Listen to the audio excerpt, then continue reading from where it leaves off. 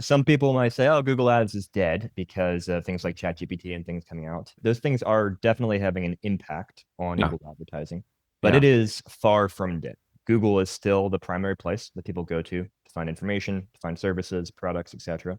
And ads are the most visible place that you find those things on Google. And so we're still seeing Google Ads work very, very well for every type of business you can imagine, with the caveat that it is not easy these days to make it work well. Hey guys, welcome back to the High Voltage Business Builders podcast. We have a new episode here today with John Horn. We're going to be talking about Google Ads, tracking management conversions, what it means in 2025 and beyond to be able to take this platform and really see it become an opportunity in your business. I've used it in the past to grow software companies and physical product companies and lead gen for consulting. And it's been a great platform. It's adapted and changed dramatically. I'm sure he'll speak to some of that today. So tell us, what's the scoop, man? What's the 411 on Google Ads today as we're recording in September here? Yeah. So first of all, thank you so much for having me on the pod. I've been My looking pleasure. forward to chatting. And yeah, so Google Ads, yes, some people might say, oh, Google Ads is dead because of things like ChatGPT and things coming out. Those things are definitely having an impact on Yeah. Google advertising, but Yeah. it is far from dead. Google is still the primary place that people go to find information, to find services, products, etc. And ads are the most visible place that you find those things on Google. And so we're still seeing Google Ads work very, very well for every type of business you can imagine, with the caveat that it is not easy these days to make it work well. Mm, Back in the day, back in the Wild West days when it was not a mature platform yet, you could, just kind of throw something out there and kind of print money, as they say. And that doesn't yeah. happen anymore. You have to be very, very smart, sophisticated in how you approach things because it is so mature. There's so much competition, and Google likes extracting every dollar possible from Yeah. advertisers. That's how these platforms work, right? Yep. What is causing that, the barrier of entry, the change? Why is it becoming more complex? Yeah, several factors, I'd say. So first of all, it's a very mature platform that everybody knows this is where people go for information. And so everyone who wants that traffic is on Google. And so you're Gotcha. competing with local competitors, with national competitors, everyone who wants a bite of that pie. So it's a very competitive space. And then Google, while they like to call it an auction, while they like to say you're entering an auction with people and you just have to bid a little bit more than someone else to get the click and make sure you have the most, relevant ad, etc. They definitely have, thresholds and things where they are trying to get as much money as possible. And if you're not bidding aggressively enough, well, you're not going to show up, or they might show no ads on the page until you're bidding a certain amount. And so Google is definitely, I would say, artificially pushed costs up over time, the cost Yeah. that you pay on average Yeah. for a click. And those are probably the two primary market factors over time that have Okay. caused So they're those kind of taking costs advantage to of the new increase. people because the flood of traffic and the ignorance is kind of just their opportunity, right? Yeah, To absolutely. take money. We've experienced that on the Amazon ad side Yeah. with the amount of money they can take from beginners who are not really unaware of how they're sucking down the dollars Yeah. and becoming advertising behemoths because of it, right? What, Yep. in your experience, where are you seeing the best businesses deploying this? Like what kind of products or niches or services are you seeing within your sphere that are doing the best? Yeah, I would say there's a lot of them. It's probably easier to say some of the ones that are harder to be Okay. successful. Where it can be harder to be successful is just where you have very low average order value if you're in the commerce space, or just very, low value coming from a click because you're no longer going to Gotcha. get clicks for 10 cents, 20 cents. So if you're selling a Mm-hmm. $5 widget, it's going to be incredibly hard to get Google Ads to work profitably for you unless you have some way of then getting a lifetime value from that customer and selling them other things over time. So you need to have enough kind of margin, a high enough price point for your product or your service to make it successful. Again, like in the service space, if you're a plumber and you charge, $50 for a visit. I don't know if there are any plumbers who still do that anymore, but let's just say you do, it's going to be almost impossible to get profitable leads from Google Ads because of how much it costs for those clicks to get to you. So you have to have enough margin built in to really be competitive. The Yeah. one thing I would say is working really well from an approach standpoint is being really smart about how you feed conversion data back to Google and then use that in your campaigns. So in other words, you need to tell Google, okay, these are where the leads are coming from, the orders, whatever it is, and ideally work your way down the pipeline. So not just here's all the form Deep funnel submissions that came in. conversion tracking in Exactly. order This to is really what help to became sales optimize. qualified. This is what became a Yeah. customer. And then bidding and optimizing towards those things can have a really dramatic impact on how efficient your campaigns are. Yeah. How much smarter has it gotten with the AI, the tool sets? I know they just launched Gemini 2.5 Flash. I mean, they're doing significantly fast advancements in the AI space. Is that keeping pace with the ad side too? I would say yes and no. If I compare like where we are to 5 years ago, way smarter, much more intelligent matching of things. At the same time, though, there's a little bit of an over reliance right now on AI, Mm, where, for example, you look at your search terms report. So those are the actual words that people typed in to match to your keywords that you're targeting. And you'll still see just patently bad matches where it's like, okay, the AI got that very, very wrong. And you see the same thing, Google loves recommending headlines, descriptions, things for your ads. And things that make sometimes them you more want them. money if you Sometimes they're click on it. great. Sometimes it's Yeah. like, that's not my No. service at all. And They just sometimes, want you to click it because it's definitely going to make them more bank. exactly. Yep. And sometimes they would even violate Google's own policies. Like the AI Oh will yeah. Yeah. recommend something that Right we into that. know if we run that, you're going to flag our account because we can't say that in an ad. So yeah, I got one the other day. I there's was still, impersonating a public mhm, figure, and I'm like, yeah. who am I impersonating? Because Oh, that's that's a big thing right now. We've had a lot of people reach out for is it help a new? with Okay, yeah, access because it just testing. happened to me like 2 days ago. I'm like, what are you talking about? We paused the whole ad account because they said I was impersonating a public figure. It sounds like a glitch, Yeah. maybe. It's something that they are enforcing a lot relatively Interesting. recently. And they did Okay. break out, like it falls under, I think it's a circumventing, or I can't remember if it's circumventing or unacceptable business practices. It falls under a larger policy that's been around for a long time, but they did more recently kind of break it out into this subcategory. And we've seen a lot of enforcement recently.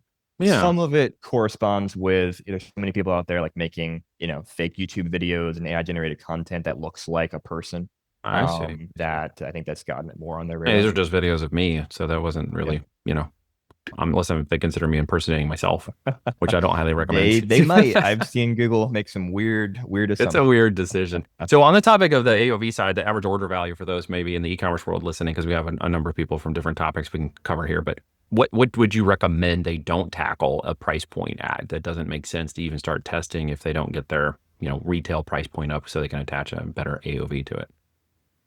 Yeah, so I would say, the big exception, of course, is if you have a lot of lifetime value. So if you're like, hey, I'm going to sell, a stick of deodorant for $5 now, but they're going to be a customer for the next 10 years, that's a different thing.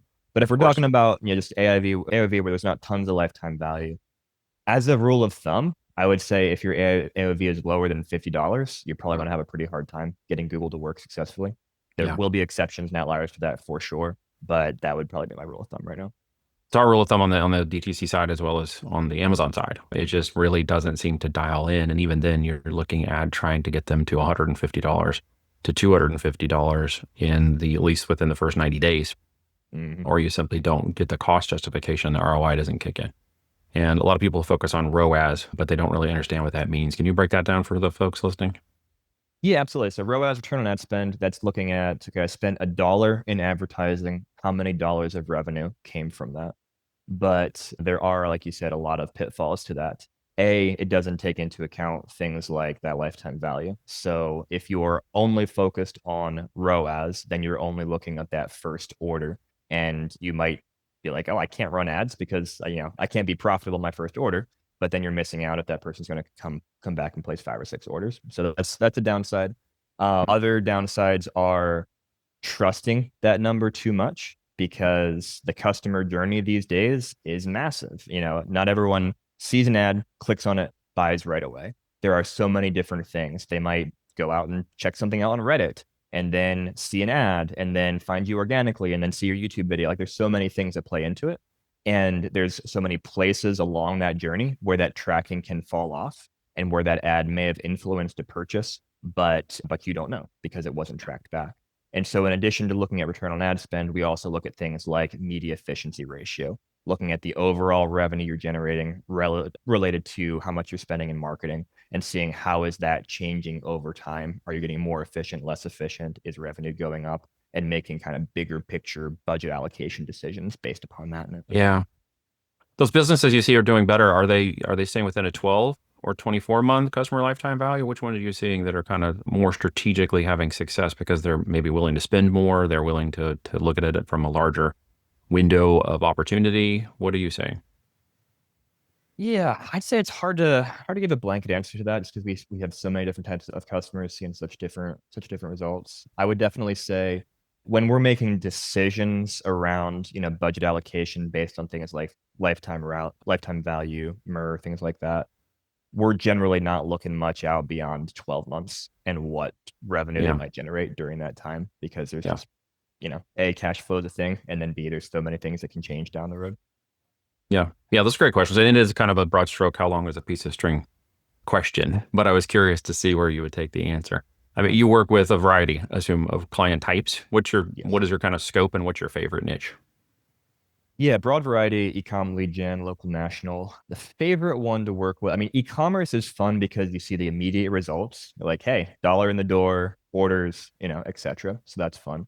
Yeah. But it's also really fun when you have, a B2B customer and you're like, hey, this one lead is going to make you, $100,000 of revenue over the next year. Like that's a real fun win. So Yeah. yeah, fun, Those are great. different categories, different ideas. Different strokes.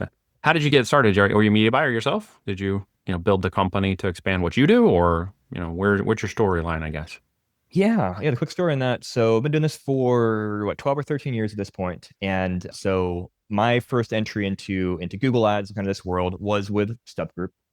The company was started by my brother and longtime friend of his, and they brought me on as employee number one back in the day. And we bootstrapped it and grew it from there. And then so media buyer, talking to clients, doing every job under the sun of the company, and then took over the CEO role about 6 or so years ago. Okay. So you're the chief revenue officer, now you're the CEO of the company. How many people, and where we say, you're in Texas, right? Yeah, I'm in Texas. We're fully remote as a company. So we've got people all over. We've got around 30 or so team members right now. Excellent. What are you seeing in 2025 that somebody should be aware of? You can open your crystal ball and say, well, fourth quarter into next year, I predict. Not going to hold you accountable, but I'm just Yeah. curious if you shake the black ball, what do you think you're going to see?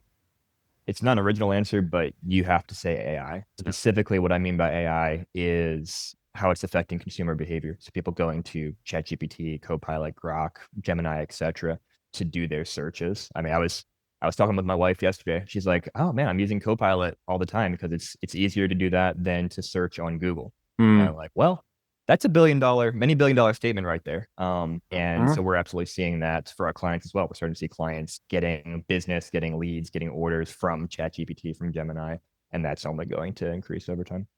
Yeah. Can you affect that in some way, shape, or form with your Google Ads?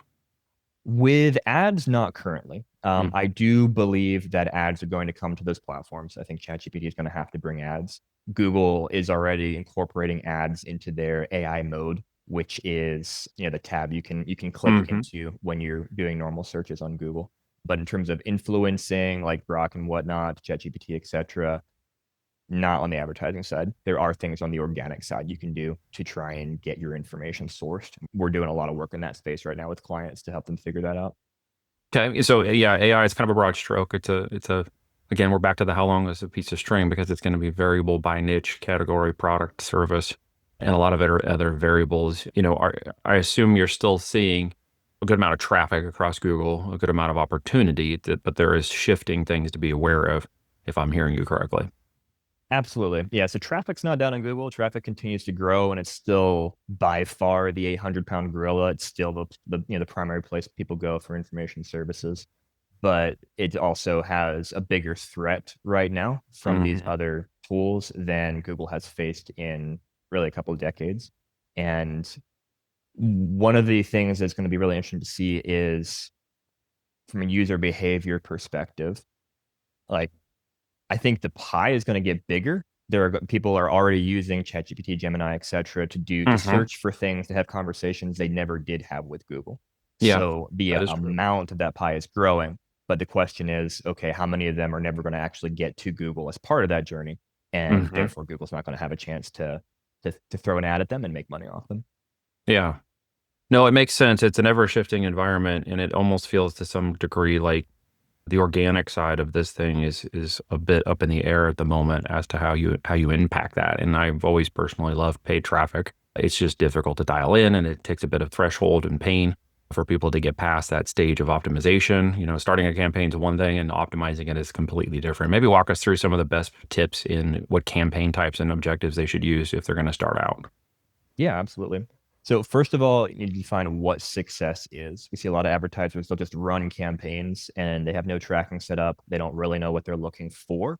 And so they're setting themselves up for failure because if it does work well, they don't know how to replicate that because they don't know where that good performance came from. And if it doesn't work well, they don't know how to make it better because they don't know Yeah. what's not working well. So getting conversion tracking set up when you start saying, okay, what's my offer? What am I driving? Is it a lead form? Great. If so, do I have a good landing page that's actually communicating that, making it easy for people to get there? Or, am I sending traffic to my homepage and they have to navigate all around the website to find the information? Things, just basic things like that, people still very often forget to do.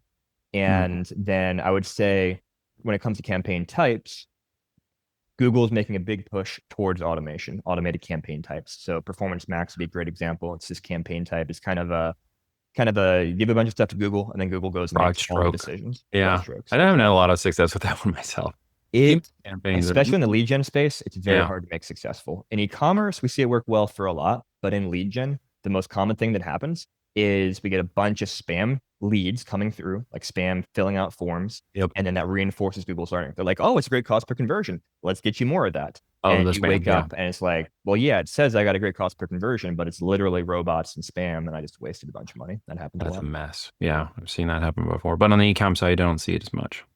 On the ecom side, the reason I think ecom is different is because what is tracking as results, if you have it set up correctly, is actual orders. Actual And orders. people don't do spam orders, generally speaking. They're not giving their Yeah. credit card out and letting you charge it. And so because it has a much better quality of data coming back in, Yeah. it's more likely to work. And And you're you tracking on can a take cost per that acquisition. learning and make it work better for lead gen by doing things like optimizing, like we talked about, towards sales qualified leads, things down the pipeline. So there are some more advanced strategies that can work well there. How much would you recommend somebody's going to be willing to start at per day, per budget? And let's say on the e-commerce side to start, what would you recommend they don't, do, or what would you recommend they make sure they understand they should spend in order to see some kind of results to optimize? As a rule of thumb for most companies, I wouldn't start Google Ads unless you can spend at least $2,000 per month as your budget. And you're willing to do that for several months to collect data to figure out what's working, what's not working. There are exceptions to every rule, of course, but that's kind of my rule of thumb. Yeah, that's pretty good. That's lower than what I would have anticipated. That's just probably based on speed. I would have thought more like $3,000 to $5,000 a month to just kind of figure out. Well, and it's how fast do you want to cut that data down into how quickly you want to make decisions would be how much you're willing to spend to find out, right? Exactly. Yeah. Yeah, And it depends too on what your market is. Someone's Yeah, in a exactly. local market where there's relatively little traffic, that's a very different thing than Right. if you're a national e-commerce brand trying to go after a very competitive space, then 2K is nothing there. So it's definitely depends on market and competition level. This is good. This is good. Anything I didn't ask you? I think those questions were great. The one other thing I'll just bring up, we kind of touched on it with the public figure impersonation, but Google is very trigger happy about suspending accounts and preventing you from advertising. And this happens for a billion different reasons. And when it happens, it can be a nightmare to fix. And we spend a lot of time working in this space, a lot of clients who hire us specifically for help with this. So I would just say for everyone getting into Google Ads, really carefully read through Google's policies, try to educate yourself as much as you can about what they don't want you to do, and don't take shortcuts. Like when you're setting up your account, you're entering your information, your payment information, you're setting up Google Merchant Center, whatever it is, really be thorough and get it right, because Google does not apply common sense once they suspend you, and it can take months, literally, if ever. It's a painful process. We deal with that on the Amazon side too. So that can take quite a long time to get through their customer support and validation and anything else that happens, whether we did it or it was done to us. Is a frustrating process. Where can somebody get help from you on one of those issues, whether they're looking to get started or they need to fix an account that was shut down? Yeah, we have a ton of content on our website, StubGroup.com. We have like a whole policy center with a bunch of free guides. And then from there as well, if you want to bring the experts in, you can hire us to come in and fix the problem for you. Cool. And what does it mean you're a Google partner? What does that mean? Yeah, so Google has this partner program, and a step above that, they call their Premier Partner Program, which is where we're at currently. It basically means we hit a bunch of thresholds in terms of how much spend we manage, the quality of the work that we do, our retention rate of customers, our adoption rate of Google's different platforms. It's kind of a stamp of approval from Google saying, "Hey, these guys, you can trust them to manage your ads because we see what they're doing and it looks good." Okay, awesome. Man, I appreciate it. You got a wealth of knowledge in you. Clearly, you know your stuff. There's a conscientious awareness of what you're doing. You've obviously had a lot of experience in your growth. Maybe you got a case study or something you want to share with us real quick? Something you're proud of, something that brags on your company a little bit?